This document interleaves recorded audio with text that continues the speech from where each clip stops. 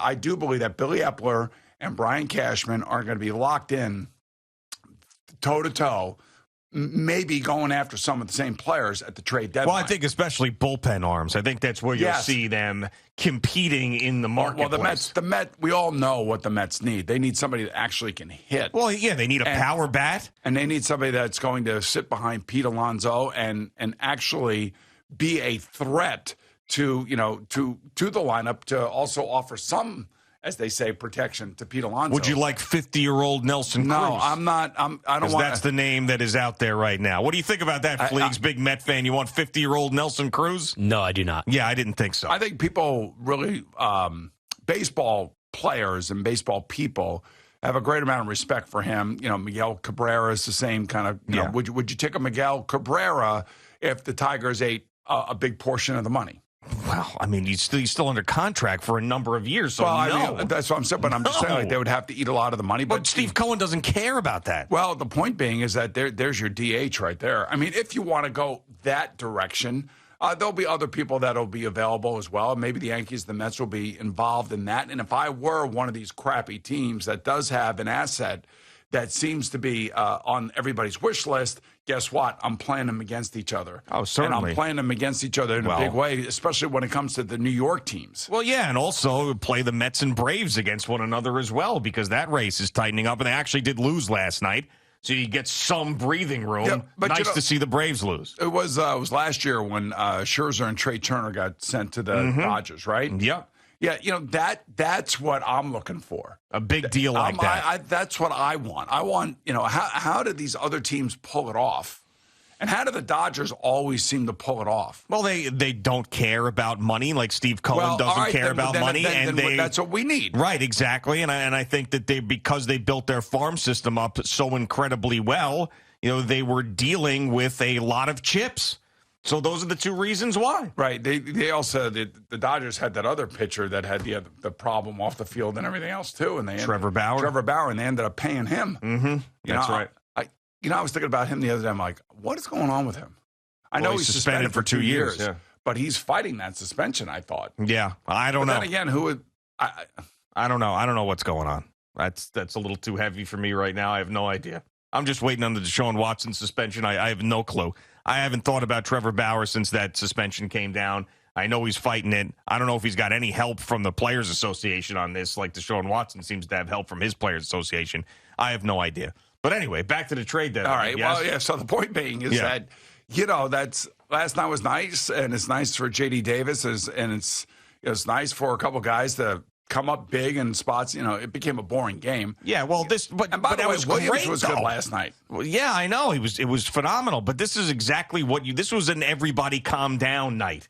That's what this was, because you had the people that we've been complaining about, McCann and J.D. Davis coming up big. This was the Braves finally losing. This was finally a game where you didn't have to bite your fingernails the entire night. This was everybody calm down, things are going to be okay night. But this is the long ups and downs roller coaster of a Major League Baseball season, where at any point you're feeling panic or at any point you're feeling elation. And last night was one of those nights. So they have taken care of the Marlins this year better than in years past. Were they 7-2 now against them in their first 9 games played? So, win 3 out of 4 or win all 4 heading into that Braves series, because the dreaded look ahead spot is the last thing that we wanted them to do in this series. And they got off to a great start against them. There's no look-ahead spot. Yeah. There can't be. The dreaded look-ahead spot. We got a long way to go, man. Yeah. No, we got a lot of games. I know there's a lot of games. I know. We do have a lot of games, man. It's a lot of baseball games. Oh, man, a lot of baseball games. Man, I tell you, just keep going and going and going. The way that we are, everything's at our fingertips these days, and our attention spans are what they are, and, we're the TikToking and Instagramming and everything else. The baseball season just seems longer and longer and longer. I mean, these regular seasons in all sports just seem so damn long. But you know what? I want to enjoy the ride. Like I was saying yesterday to Yankee fans, enjoy the ride, because who knows when they'll do what they're doing right now again. Sure. You're in the middle of a historic season. You enjoy the ride. And even though Cole got, dinged by Devers twice last night. You a little worried about him? No. Not at all? It happens. I mean, not just because of last night, just overall. It's one guy that got him. No, I know, but it's just, I don't know. He's just not been. I know he's had moments, but Let me ask you a question. Who's been better for their contract, Francisco Lindor or Garrett Cole? Garrett Cole, because Lindor's season last year was just a full-blown atrocity. Now, this year, it's a little better, but it's not great. Okay. But, yeah, I think Garrett Cole is the answer. Yeah, 100%. I don't All right, think so, it's really all that close. I think he has the ace mentality. I think there are going to be times where, every ace is going to go out there and have their moments where they just, he just served it up last night. Well, to Devers, yeah. I mean, he was so annoyed with that second else, run. I mean, he's had guys swinging and missing all over the place. Yeah, I know. I just, if the Yankees are going to be this championship team in the middle of this special season, you want him to be the way he was in that last year with the Astros. October, Biggs. October. Before he came over to the Yankees, where he couldn't lose. He went on that winning streak. He couldn't lose. He was mowing down everybody. He was phenomenal. He needs to be Andy Pettitte, Roger Clemens, CC Sabathia in the playoffs. That's exactly. Who he needs to be. Exactly. So don't worry about it. I mean, El Duque. Look, he hit 100 last night on the gun. Okay, so so he's fine. I don't have any problem with him. So a guy, by the way, Rafael Devers is a pretty good player. Of course he is. He gets paid too, by the way. Yeah, no, Sometimes I've heard that. I think you guys forget that. Yeah, I've heard that. Yep. He gets paid too. I believe he has a family as well, right? He's got a family. He's got a family. Yeah. He gets paid too. He gets paid too. Yeah, I've heard these things. He's trying to win. All right. Not worried about him. Not worried about him. That's fine. I mean, just had a moment with one player.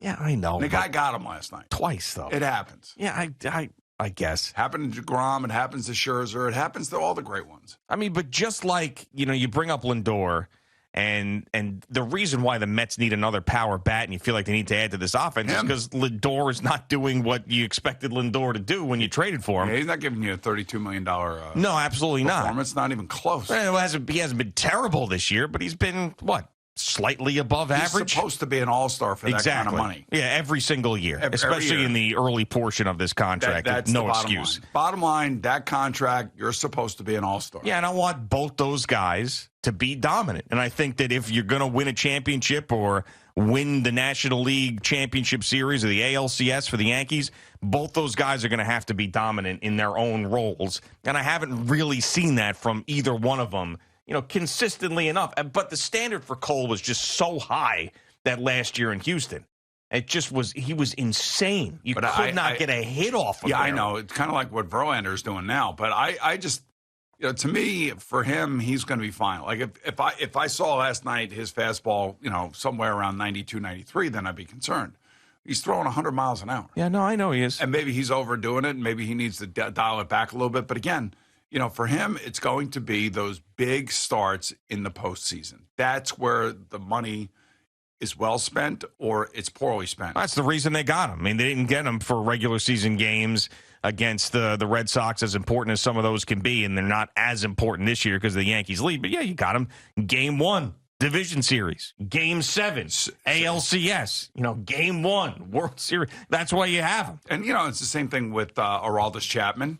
You're paying him a lot of money, and you're going to be putting him into high-leverage situations. I don't know if he may end up closing a game, some of the games here, depending on what goes on with the other guys in the rotation. But, you're spending so much money on him that you're expecting him to get the job done, just like you are expecting Garrett Cole to get the job done.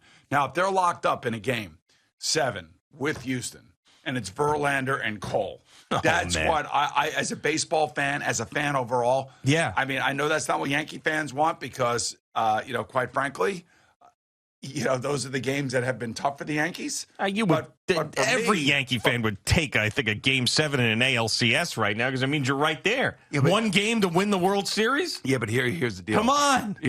I think every Yankee fan expects to go walking through everybody. No, they do because not. of the way they're No, playing. You're wrong about that. But that's the game. If that game materializes, that's the game.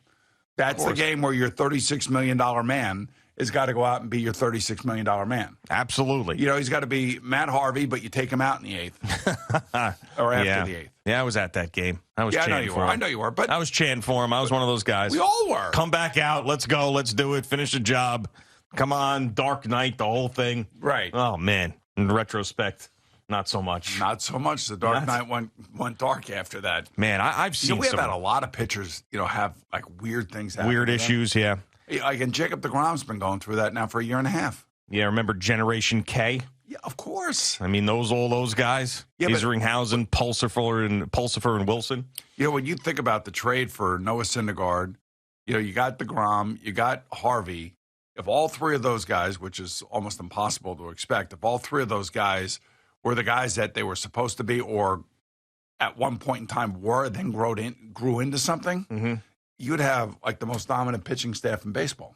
Yeah. Well, how about if Scherzer and deGrom were healthy now? You might have the most dominant pitching staff in baseball. But you had three guys. And just whatever, youth, inexperience, injury, stupid off-the-field decisions, moronic statements, lifting weights when you shouldn't be. Yeah. I mean, all these idiotic things that these guys did to themselves. Now, Jake is not one of them. Jake is just a guy that overthrows and tries to hit 105 on the gun. Which wasn't him early on in his career. I didn't think so. He had big velocity, but it wasn't like this.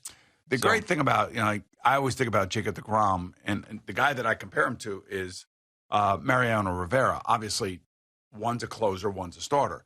The reason that I compare him to the great Mariano Rivera was because his ability, as they use in baseball parlance, location, his ability to locate the ball, and the accuracy at which he can really dot the corners and just basically get a batter off balance. I think you're looking for pinpoint control.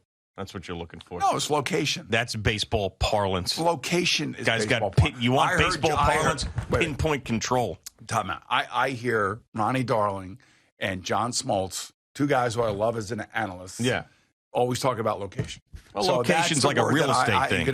When I talk about a quarterback, they use the parlance that I use. They may have played quarterback. I'm not sure. Vernacular. Okay. All right. So I like to use that as my way of describing what I think is the best part of Jacob deGrom. Okay. Well, it would be nice to see him at some point. But even John Smoltz said that, look, man, sometimes you just got to dial it back. I know, but he doesn't seem to want to dial it back. But sometimes you have to. It's self-preservation. But how many times have we seen this? He's going to opt out in a contract. Well, that depends how he pitches.